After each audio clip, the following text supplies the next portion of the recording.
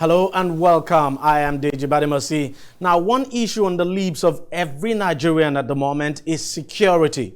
Nigeria is currently dealing with a number of security issues, from Boko Haram insurgency in parts of the country's northeast to banditry in the northwest and rampant kidnappings. Nigeria's security agencies have their hands full. And to be candid, the security agencies are doing their best under the circumstance to address all the security challenges, but then there are still problems.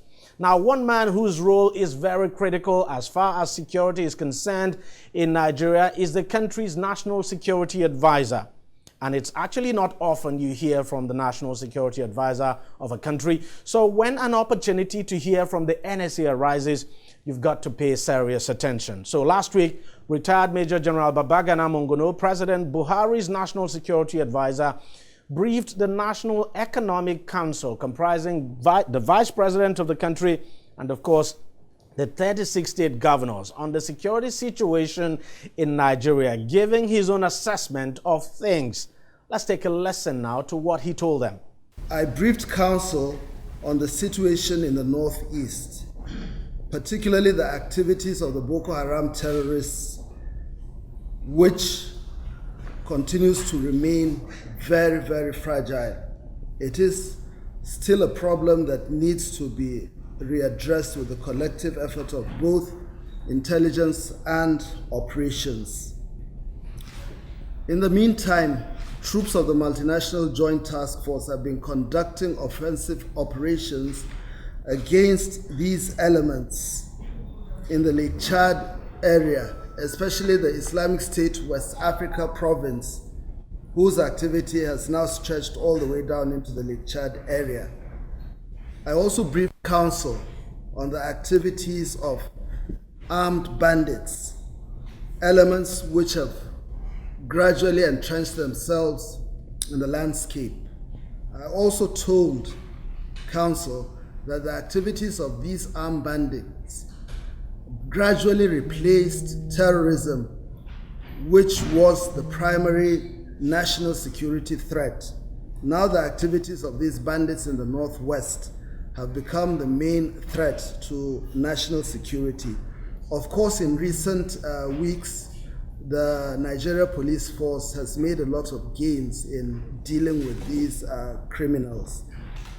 Again, I briefed Council on the activities of the herdsmen and farmers, and their activities are limited so far to 16 states of the Federation. But again, Council is working on a blueprint. It's on the verge of releasing a blueprint to overcome this problem. It is a complex problem, but the chairman has mentioned that this issue is about to be resolved within the National Economic Council. I briefed the NEC also on the menace of pipeline vandalism, illegal oil refineries and piracy. In recent months, we were able to destroy 373 illegal refineries and curtail the activities of pirates. This situation in the Niger Delta is also affecting security in the Gulf of Guinea. And we have been collaborating with the Secretariat in Luanda on how to work to reduce the activities of these people. So basically, we need not just domestic, but also international efforts to deal with this situation. The federal government has invested a lot of resources in setting up maritime domain monitoring facilities. Hopefully, in the next couple of months, we should be able to set up all these structures to reduce the activities of these people. I also briefed Council on the drivers of insecurity, which are basically unemployment, underemployment, poverty, drug abuse, and rising population. I also made suggestions regarding the way forward, which would include employment creation and reduction of poverty. ending the culture of impunity, as well as looking at how to stabilize certain areas of the country by giving rights to affordable education. This is very, very important because in most parts of the country we have a lot of children roaming around without any formal education. And as the president had mentioned earlier when he was inaugurating the National Council of States, we need to make education compulsory and free for every child in the country, because the problems we face today are rooted in the fact that a lot of people who have been denied opportunity, basically the opportunity to get formal education, end up over the years, there's accumulation of a large mass of human beings who end up becoming criminals, drug addicts, and so on and so forth, and they become tools to be used by elements in the wider society who have very dangerous intentions. And therefore, it is very, very important to proscribe certain groups, ultimately running around under the guise of maybe getting some kind of education that is not really formal, and then begin to cause a lot of problems for society. Finally, I also emphasized to council the need to conduct police reforms. The police is the lead agency in dealing with any internal security problem. Any domestic issue should actually be vested in the Nigeria Police Force. Fortunately for us, the new Inspector General of Police is doing a fantastic job, and he's come up with certain means in which he can drive this process, especially the issue of looking at community policing, because basically the society, in today's context, issues of insecurity are not the traditional issues we knew in the last century, in which issues were cut and dried and we could easily deal with these issues. Today, it is too complex to just allow one organ of government to deal with these issues, and therefore we need a whole of government and a whole of society approach, right down to the lowest level, in which individuals at the local level are able to interface with the police and give them intelligence, because dealing with an asymmetric situation requires first and foremost human intelligence, what we know as humans. Human intelligence then you can use to support technical intelligence, and then operations can be conducted. So we're working very, very closely with the Inspector General of Police and the Director General of the State Services to overcome this very problem by taking a whole of government and whole of society approach.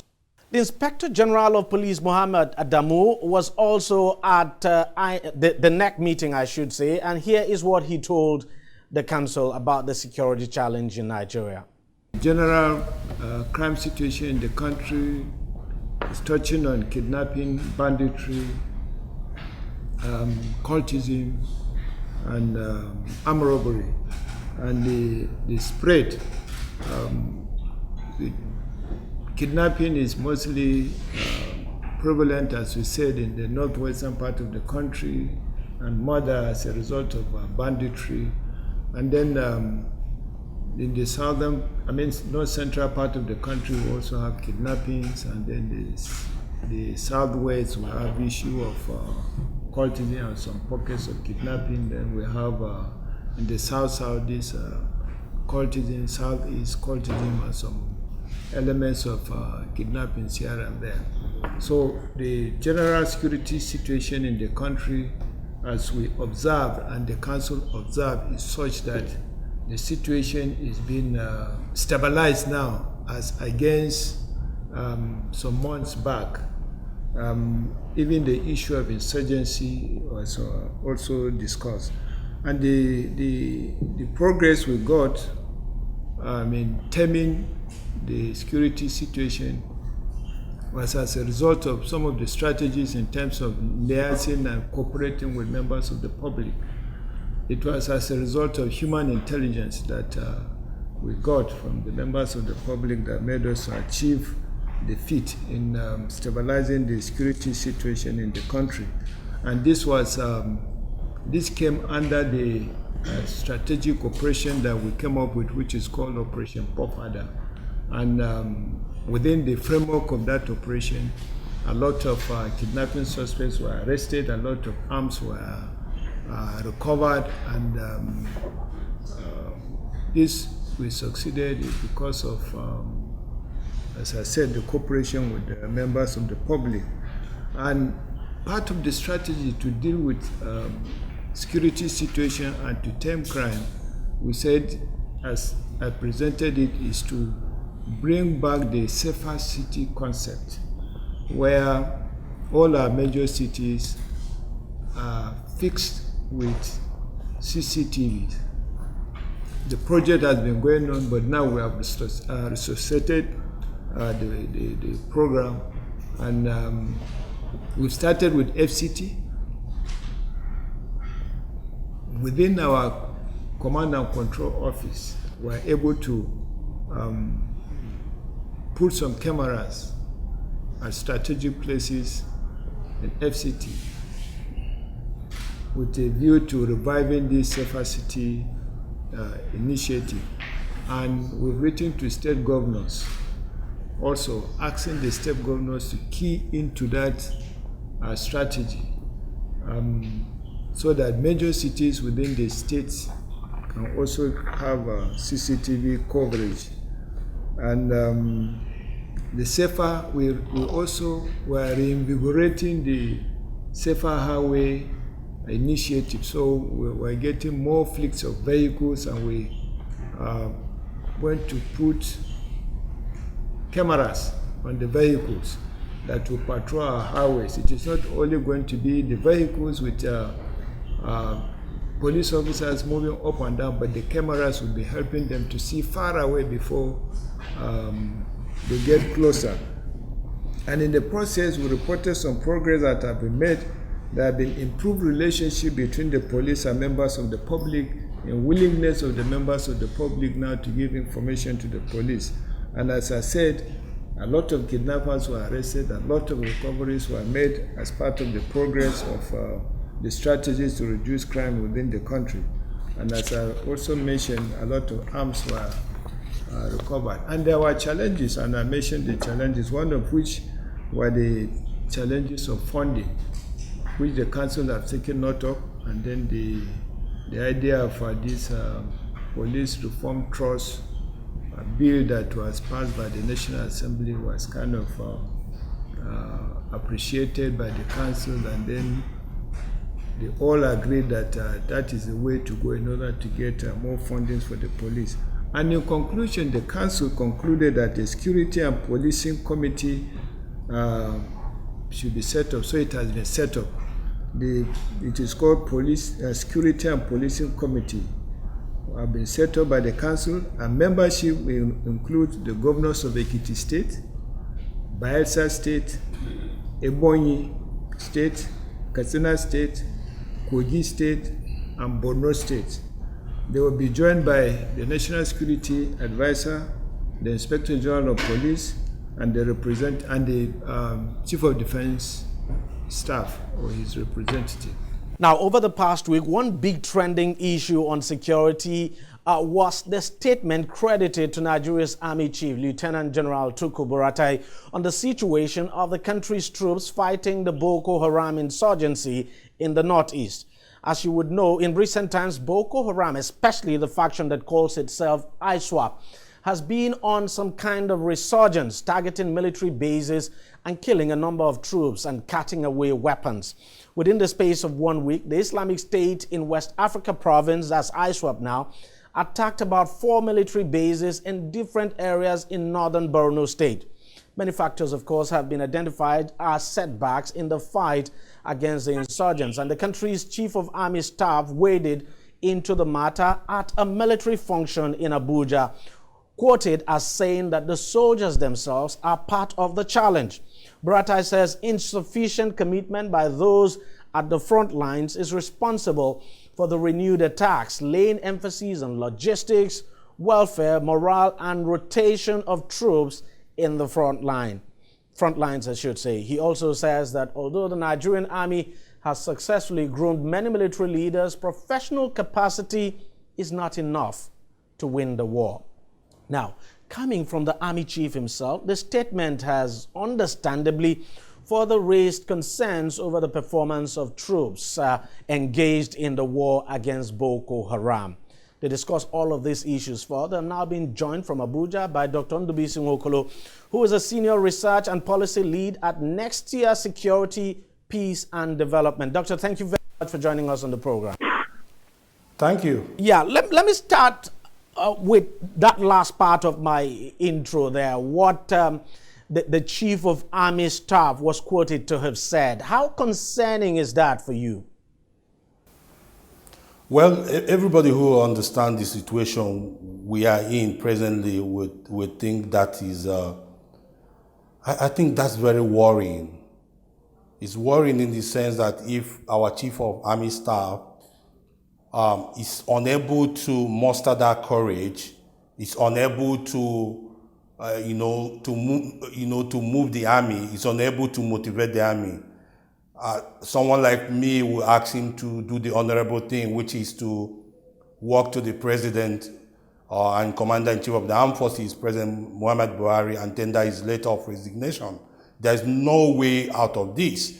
If the army or the military is about command, if you cannot command, if you cannot muster that courage to command and you obey, if not, then you have to throw in the towel.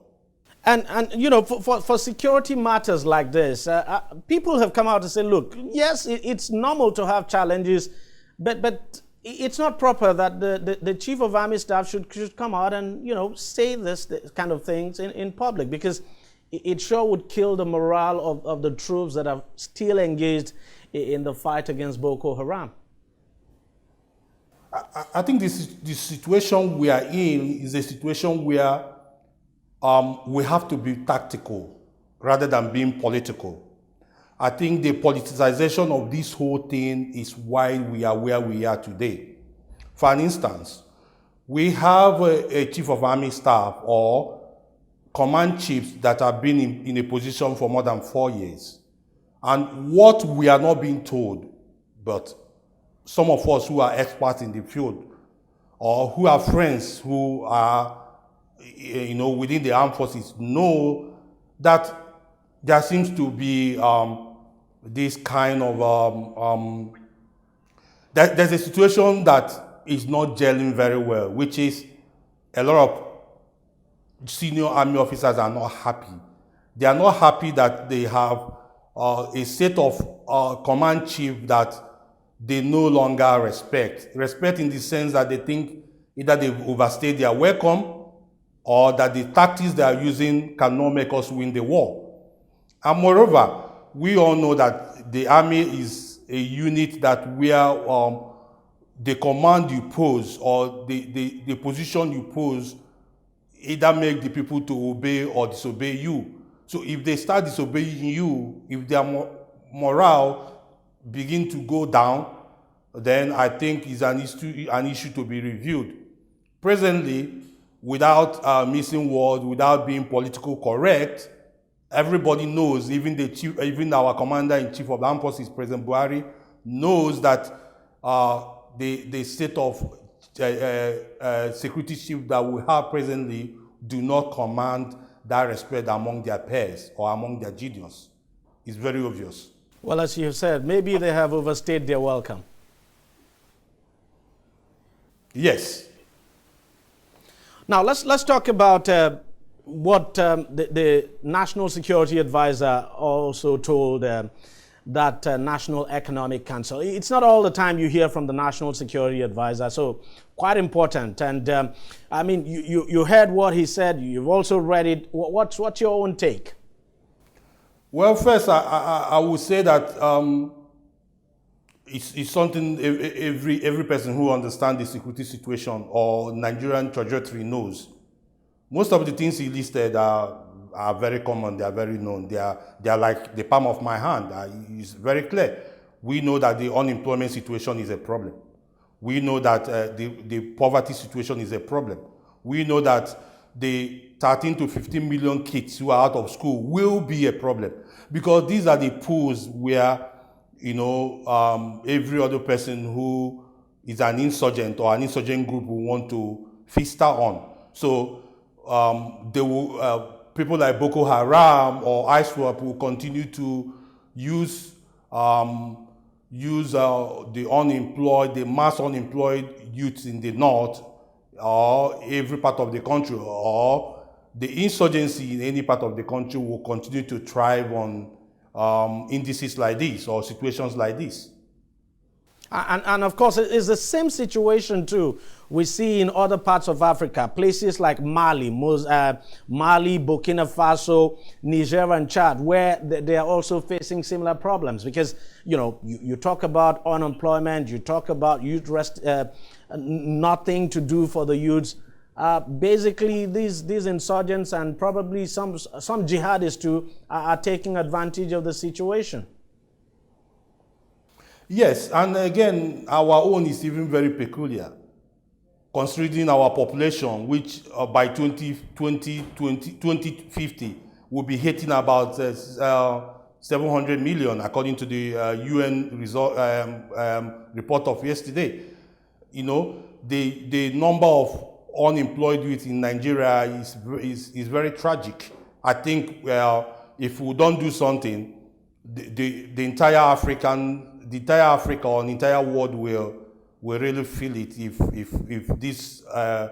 this balloon blows open.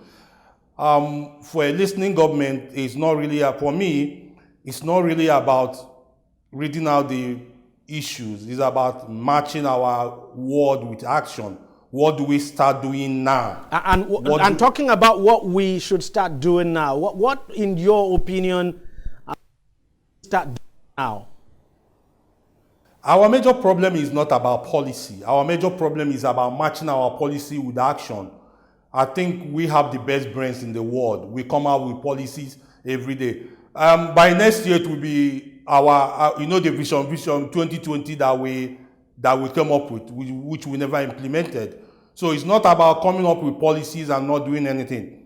What we need to do is that if this is really what we want to do, we have to start immediately looking at policies or actions that will reduce the level of unemployment in the country.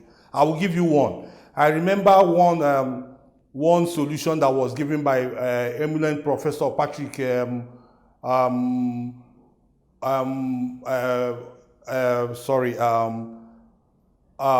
Patrick Utomi once said that if we decide to get youths who are not employed and not say, okay, we're going to train them on how to patch our roads, that you can deploy as so many youths as possible, and they will be patching those roads. You put them gainfully employed and pay them enough, and you find out that over 10, 20 years, you're not going to reconstruct those roads, and you will be able to put them employed, and you'll be able to get those roads, fixed and applicable. There are so many things we can do. The issue is that most times we become very political about most of these things and we end up not getting a result. It's like the trader money that we were sharing money, without which we don't even have any way of assessing the impact or monitoring and evaluating all what we've been doing. Most of our problem is that we become very political about things that we sit down, think through, and come out with a critical solution about it, until we say, okay, this is a problem. Now we know it's a problem. How do we solve it? And the only way to solve it is about being cross-political about it. It's about bringing everybody that should be there on the table and saying, how do we solve this situation? I'll give you an instance. Have you ever wondered why IPOB hold a very good, strong membership in Aba and Onitsha? Have you ever wondered why most Igbo youths that support them are from Aba and Onitsha? It's an issue I don't think a lot of them have thought about it. It's because the level of trade and industry in these cities are going down. It means that as these youths, Igbo youths, are not getting jobs, they think the problem is from the Nigerian state. And the only person they found saying what they want to hear is Nnamdi Kanu. So if we don't solve this problem, it will continue to be there, and we will continue to face this crisis. And there's also one other issue I would want you to speak on, the issue of ungoverned spaces.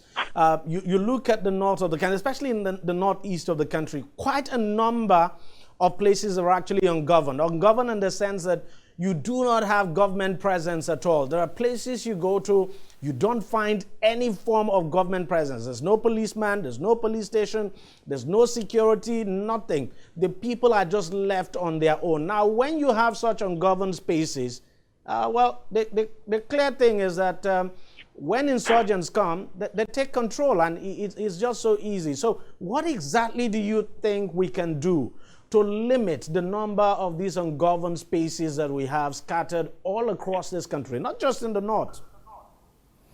I'm a kind of person who, yesterday I was in a fora and I started arguing that they are no longer ungoverned spaces.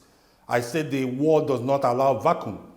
What happens is that if you're not governing those places, other people come and take them.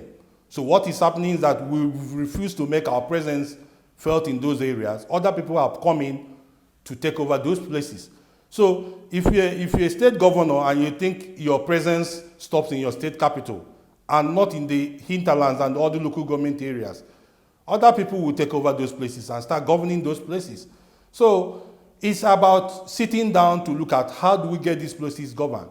And one of the things I've always proposed is that we need to have multi-layers of policing. The issue of having a central command police is gone. It does not solve our security situation. We should get the legislatures to work on this, on decentralizing our policing system and sign it as yesterday. We should have a multi-layer policing, community policing, state policing, and so on. Unless we do that, we cannot get this problem solved. And secondly, the local governments, now they've been giving their own, now that President Buhari have come out to say their monies go to them. They should start initiating programs that could open up some of these places. For instance, if you construct a road now from Maiduguri into Zanzibar Forest, you will end up opening up that area. If you read the Marshall Program by the US, after the Second World War, one of the things they did was construction of roads, even to places where they don't read those roads. One, you get people employed. Two, you open up those areas. Three, you scare away people who are using those places you refer to as ungoverned spaces to commit havoc. So that's three areas I think we should start thinking immediately.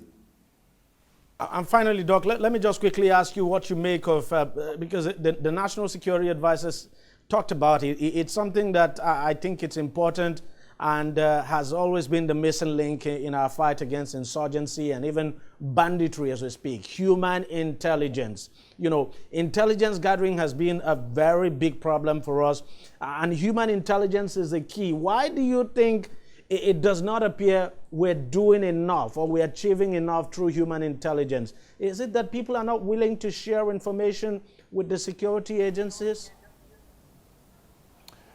I think our problem is that most times most of our security chiefs refuse to understand that